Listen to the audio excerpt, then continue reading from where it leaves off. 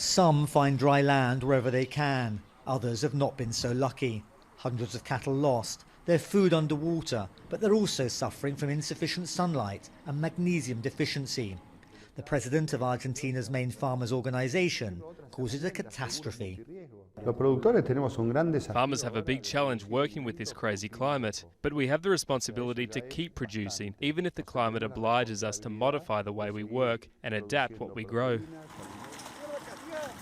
These gauchos or cowboys have seen flooding before, but not this intense or this frequent. These waters have been here for 7 months, and the rains keep coming. Roads are flooded, schools closed.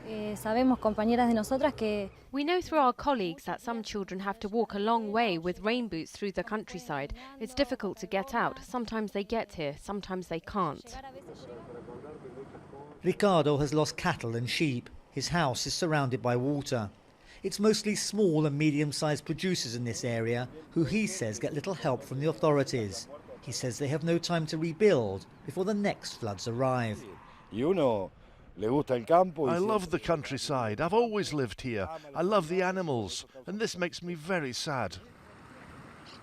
Argentina is one of the world's leading grain and cattle producers and exporters. It's lost about a quarter of both, more than 10 million hectares underwater. That will inevitably affect world markets. The flooding is becoming more frequent, the rains are heavier, the water basin is fuller.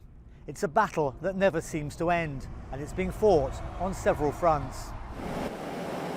Some blame the government for failure to invest in infrastructure, saying they can't cope with the intensity of the rainfall, that there's nowhere for it to go.